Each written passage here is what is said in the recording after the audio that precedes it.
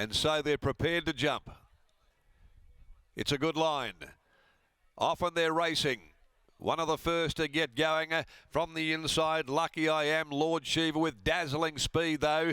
Absolutely sprung the gates, and at the end of 200 burned off Lucky I Am. Pin Deep's up running third. Keep It a Mystery is next, and Baby Pearl there together. In behind them, Watto's Mark, followed further back Smooth Mover, and the other pair tailed off behind them in a little two-horse race of their own, Under Influence and King Brew. Nearing the home turn, and they're scarping at the 400. Down on the inside, Lord Shiva, the leader by a length. Lucky I Am running second. On the outside, Pin Deep tested. Watto's Mark with the chestnut with the white blaze comes into it now. Smooth Mover, Keep It a Mystery further back near the rail. Lord Shiva's in front down to the 200. Watto's Mark now gets on equal terms though. Watto's Mark sprints to the lead now, kicks it away about a length and a half to two in front of Smooth Mover, and Watto's Mark, despite the big drift in the market, came away and he won very comfortably. Watto's Mark pricked his ears up late in the race to beat home Smooth Mover. Pin Deep behind them, Keep It a Mystery. Money's off the mark there with Lord Shiva, followed then by Baby Pearl,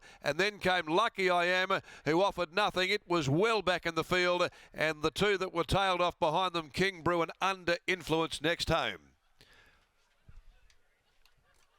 Brad Parnham goes bang bang, back to back. Watto's Mark, number 7, despite blowing out in the market, just letting punters on really. The race set up, octane speed, and charging over the top. Smooth Mover running to second. Pin Deep third. Lord Shiva, who set that cracking pace back there, fourth home.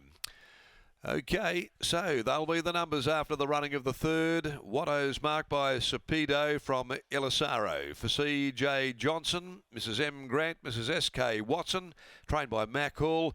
His yard having a good week. Brad Parnham with an early double here this afternoon. Proving too good for Smooth Mover by Territories from Can She Move. Simon Miller, Chloe as a party.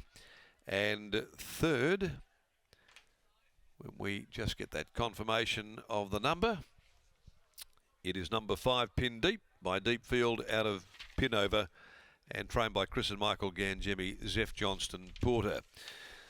Next event today, the Bisley Workwear Handicap, 1600 metres, and no changes to come there when they go at 2:35. 57.92 they ran. They were blistering along on a soft 6 track. That is exceptional. Might be time maybe for a review of the track. 57.92. That's a time produced on a good track.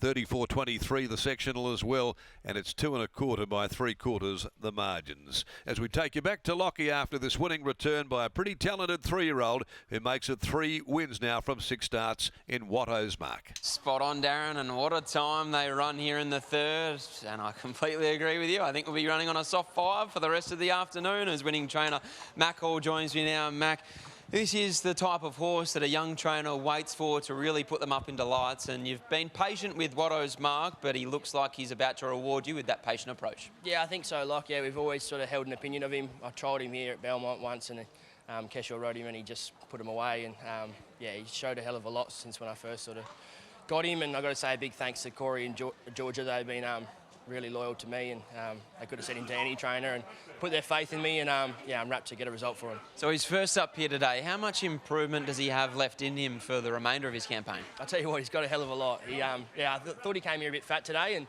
I thought that may have been why he might have drifted a little bit. Maybe the yard watchers sort of thought he had a bit of improvement left, but yeah, no, he covered him pretty easy, and yeah, hopefully he tightens up off this run. 3 wins now at the 1,000. Are you tempted to stretch him out, or do you just be dictated to by the programming, and if there is another 1,000-metre race in a few weeks' time, that's the way you head? Yeah, I think so. I'll just have a chat to Brad, but I've always thought he would get 12, and he ran a super race in the Breeders. Nothing really went his way, and that was 1,200, and he only got beat a length. So I think 1,200 will be fine.